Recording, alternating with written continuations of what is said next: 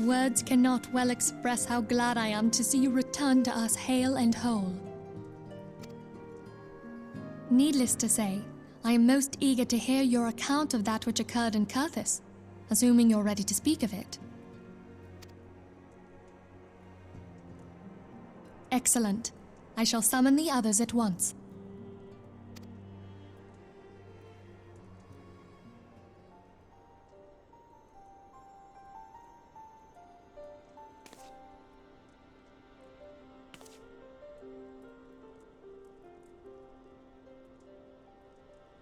Iceheart used her own body as a vessel for a primal soul? Master Louisoix's writings make no mention of such a possibility. Can we be certain this entity was a primal? As certain as we can be that good King Mogglemog the 12th was a primal, I should think. Both were ostensibly summoned. Let's not quibble over definitions. Of more concern is the implication that Iceheart retained her will, even after she was possessed. We are talking about a mortal, wielding the power of a primal. It can't possibly be that easy, can it? There must be some sort of sacrifice required. Or maybe she's just special? What qualities this woman possesseth, I know not. But full sure am I that she was groomed for this role. Few are privy to the secrets of summoning, and but a single party standeth to profit from their dissemination. Well, I wouldn't presume to comment on how the lass came to know about summoning, but I will say that what she summoned was a primal. The readings were the same, or near as damn it. Strange as it all sounds, it's really no different from what you've faced before. Then mayhap it is time that we re-examined our previous encounters. Pack your things, Ida. We're going back to Gridania. Yes, sir. About Iceheart's final words to you. Hear, feel, think. Hydaelyn speaks to her as well. If Iceheart is blessed with the power of the Echo, she will doubtless have used it to further her goals. Or could it be that it was a revelation granted her by the Echo which first set her on this path? She did say that the Ishgardians were blind to the truth. Do you think she has knowledge of the origins of the Ishgardian-Dravanian War? It would do much to explain her unwavering conviction. Did not the Lady Iceheart implore thee to seek the Keeper of the Lake? And did she not imply that in so doing thou wouldst come to see with eyes unclouded? Midgard-Zoma was a king amongst kings who reigned for centuries on end. But he is dead and his wisdom lost to the ages. Unless the Ishgardians' fears are well-founded. It would seem we have yet another reason to stand watch over the Keeper of the Lake. For a mercy, we are well positioned to do so. Iceheart, Shiva, Ascians, and Midgard-Zoma. I shudder to think how they're all connected.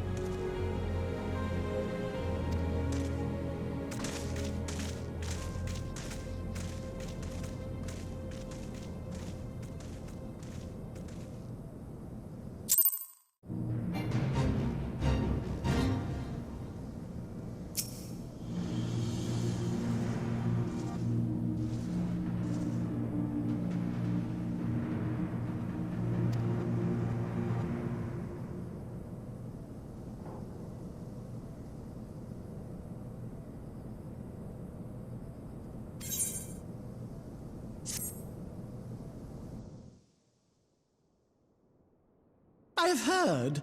Truly bothersome business. No, I do not foresee a problem on that front. The main concern is Roban. There is no telling what the brute might do. Have the blades watch him in the flames day and night. You may leave the Sultana to me. I shall personally attend her grace.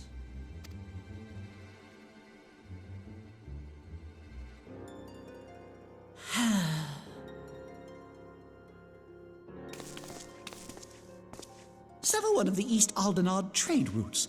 That ought to keep Lolorito occupied for a while.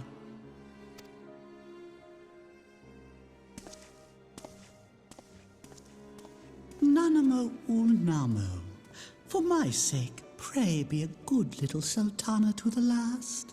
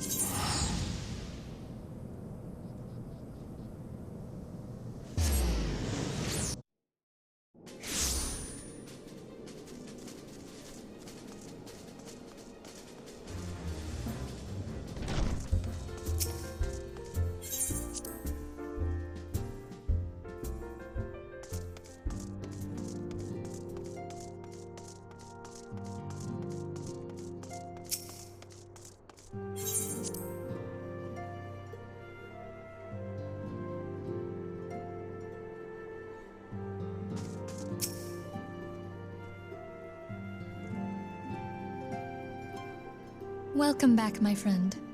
I have already received word from Alfino. To think that Flame Marshal Huayu was the Garlean agent. I know not what to say. Together with Robon, Eline lent us much-needed aid at the time of our Order's founding. She was particularly passionate about the need to tackle the primal threat.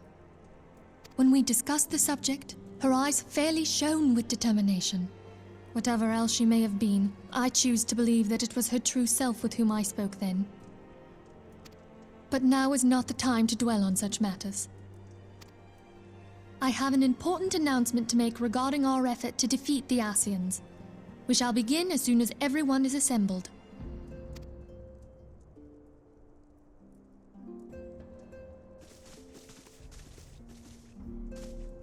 My thanks for coming, friends. Moonbreeder, the floor is yours. By now, I'm sure you're all familiar with white auricide, the miraculous material that'll allow us to capture Ascian souls. Back at Snowcloak, we verified its ability to absorb vast amounts of ether. Alas, it leaves something to be desired in the area of stability. The stone can only store ether for a short while before expelling its contents. In addition to auricite's inherent limitations, we must needs be wary of our enemy's strength. Our foe draweth upon an infinite wellspring of power. Even should we succeed in entrapping him, the stone will not long contain his wrath. Meaning that, if we want to kill the swine, we'll have to be quick about it. 'Tis our belief that an Ascian soul may be permanently undone, if smitten by a sufficiently concentrated burst of pure ether. The only trouble is, we can't say for sure how concentrated the burst needs to be. Without knowing how much ether an Ascian soul is composed of, we're basically guessing. Our sole clue lieth in thy struggle with La Hebrea. During that encounter, Heidelin bid you forge what she called a Blade of Light, a weapon which took the form of a luminous stream of energy. Based on your description, we believe the blade with which you vanquished your foe was composed of ether. Admittedly, your victory proved ephemeral, as La Habrea was able to use a crystal of darkness to flee into the space that lies between our world and the void. The fact remains, however, that Heidelin placed the means to destroy the Ascians in your hands. Be that as it may, it would be unwise to assume that she will do the same when we next encounter such a foe. Quite so, my lady. We must needs find the means to forge our own blade of ether, one to equal that which Heidelin did benevolently bestow upon her champion. That is all well and good, but it seems to me that producing such a blade will require a prodigious quantity of ether. Whence will it come, pray tell? Oh, what if we had 2 pieces of white auricite? One to trap the Ascian, and the other to store the ether for the blade. Oh, nice try. But it's as I said, the stone won't hold ether for any length of time. We'd still need to collect the stuff there and then, sorry to say. And therein lies the rub. Finding a way to create the blade whenever and wherever we choose. 'Twould seem more research is in order. I'm going to linger a while, perform a few more tests on the auricite. And I could do with some help. Urianger, why don't you lend me a hand? Mine apologies, but I am required at the Waking Sands. Lady Minfilia hath given me sole charge of the premises. 'Twould be unseemly to leave them unattended. Sole charge, you say? So you're basically alone there, then? Well, that settles it. I'll just have to come to you.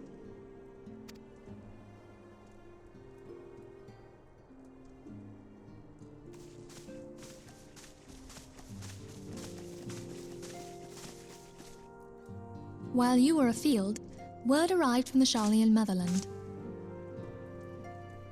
You will recall that a survey party was dispatched to investigate the incident at the Isle of Val. What they discovered was troubling, to say the least. According to the report, the isle has been erased from existence. 'Twas as if a hole had been torn in the very fabric of reality. Aye, yet the mystery endeth not with the isle's disappearance. It hath come to light that a number of scholars in various other locales were reported missing at a similar juncture. What's more, they all had something in common with the head of the students of Baldessian. Every last one of them was researching a phenomenon called dimensional compression, or the rejoining as the ancient texts call it. I'll be damned if that's a coincidence. All indications suggest Ascian involvement, but I sense that a force greater still is at work. The entity the Dark Beings call the One True God. We must pray that my dear friend Kryl regains consciousness soon. If she bore witness to the Isle of Val's final moments, she may be able to shed some light on this mystery.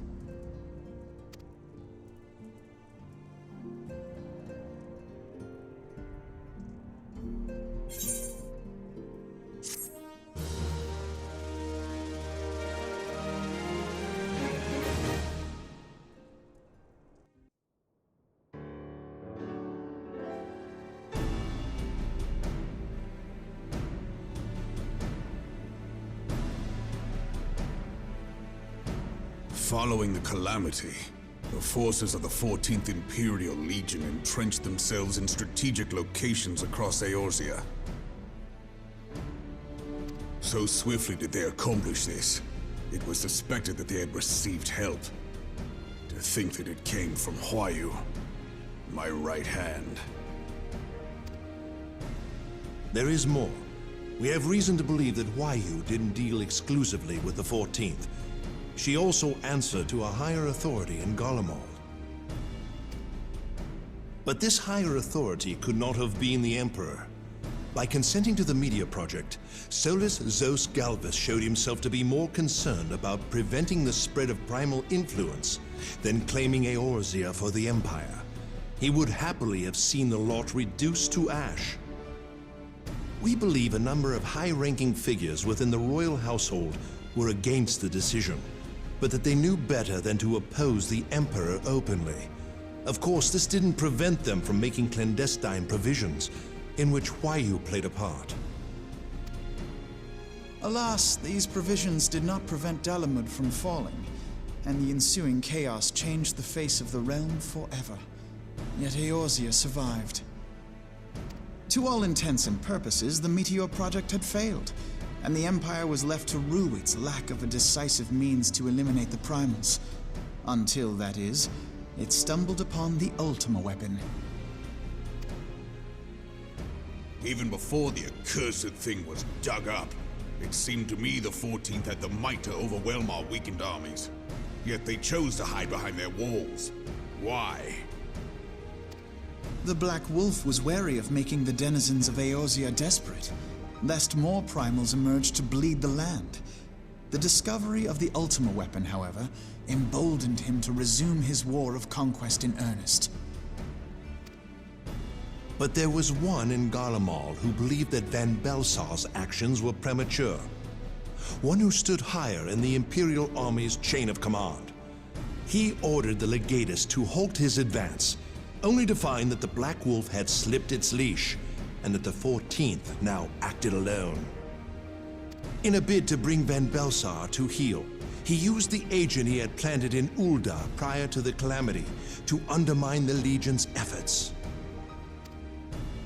A man who outranks Van Belsar, yet opposed the late Emperor's decision to annihilate Eorzea. This could only be the former High Legatus of the Garlean army, now known as Emperor Varus Zos Galvus. So he was Huayu's true master. But one of several in actual fact. We've learned that even as Huayu served the Empire's interests, she sold Imperial secrets to a certain faction in Eorzea. In so doing, she helped to maintain the status quo, thus prolonging the conflict. Considering who stands to profit from war, it isn't hard to imagine who her other masters were. 7 hells! You mean to say that she was a double agent? Triple, if you consider her services to Van Belsar and the new Emperor as separate. As neatly as these pieces seem to fit, one aspect of the puzzle remains unclear to me. By whose will was the Marshal feeding intelligence to the heretics? And try as I might, I fail to see how aiding their cause would profit either her Imperial or Monetarist masters. Could it be that another hand is at work here? If so, Huayu must be made to reveal whose it is.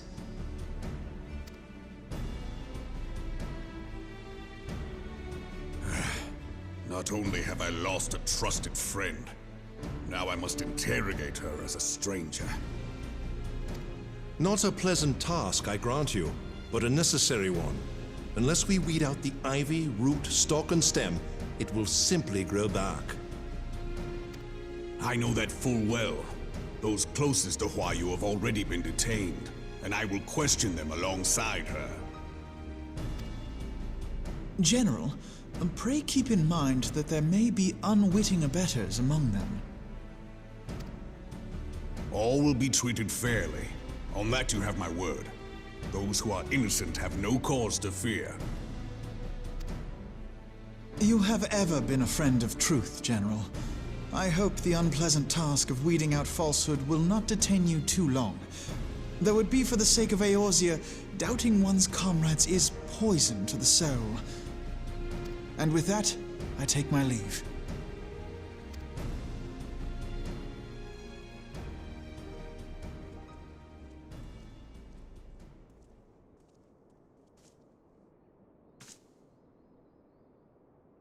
All these years, I've been made to dance to their tune. How could you, Huayu? How could you side with them? Those cankers who take from this land and give naught in return, who use their power to disempower and grow fat while the people starve. I know you can hear me, monitorous scum! Your crimes will not go unpunished! One day I will purge this land of your sickness before the eyes of the 12, I swear it! Ah!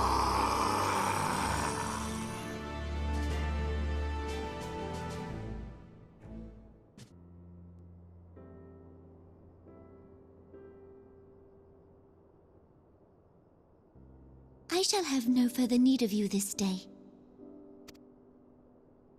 Your Grace.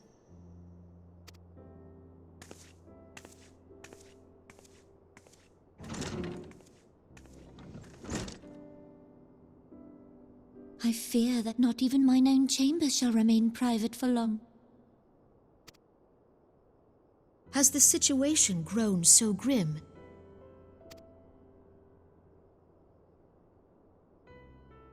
Ever since he proposed the Cartano Reclamation Bill, Teleji Adeleji has risen to greater prominence upon the backs of impoverished refugees. The monetarists were ever united in their pursuit of profit, but the man's actions have torn a rift in their ranks. They snap at each other as rabid dogs. Yet now is not the time to be bickering among ourselves. If this bickering is a threat to law and order, might you not have grounds to dissolve the Syndicate? Would that the solution were so simple, Admiral. Alas, my moving to dissolve the Syndicate is certain to spark outrage among the influential merchant class, whom the Cabal represents. This would serve to exacerbate the current unrest, and peace would slip still further away. Be they rich or poor, natives or refugees, all who reside in Ul'dah have a right to pursue happiness. It is the duty of a ruler to protect this right. If I am to perform my duty, I must needs tread warily. It would not do to make enemies heedlessly. Were Lord Lolorito here, he would doubtless say that I have my head in the clouds. A ruler is required to take a wide view. Try as we might to cater to all needs, some will inevitably be overlooked.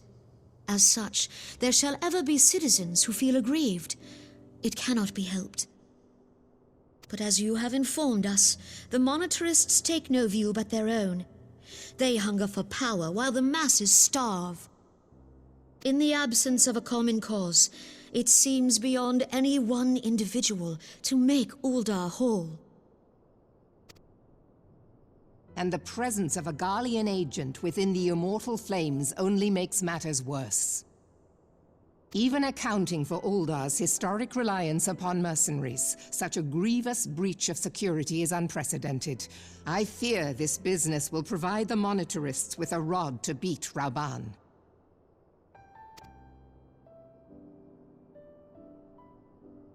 Eorzea can ill afford for the Immortal Flames to be dampened now. Ere long, the Garleans will turn their ravenous gaze toward our lands once more. If we are to resist their might, our nations must stand together. Yet for this to happen, our nations must be whole. Cannot be done to improve the situation in Ul'dah.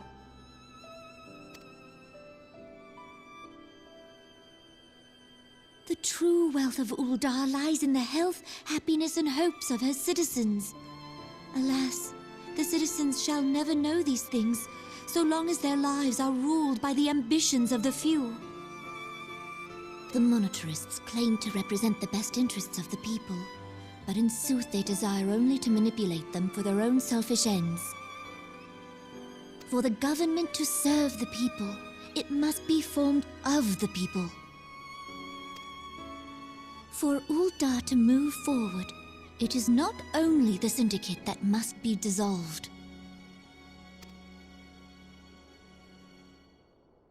Nay, you jest.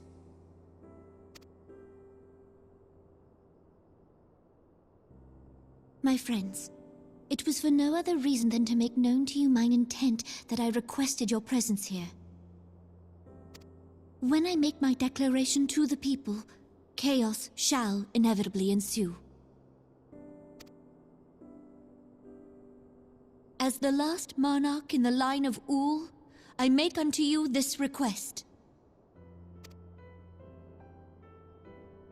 Help Roban to preserve order and protect the people. Forsake them, and you forsake yourselves, for a strong Eorzea will ever have need of a strong Ul'dah.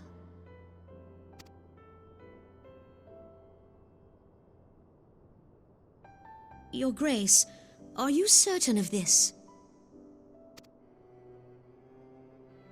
There is no other way. When the time is ripe, the nation shall become a true republic. Both royalists and monetarists shall cease to be. Ul'dah will no longer belong to kings or queens or merchant princes, but to her people.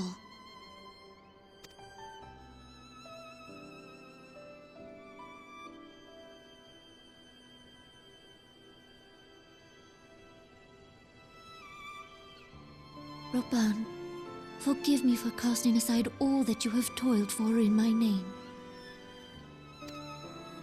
Beyond this gesture, I am powerless to help my subjects.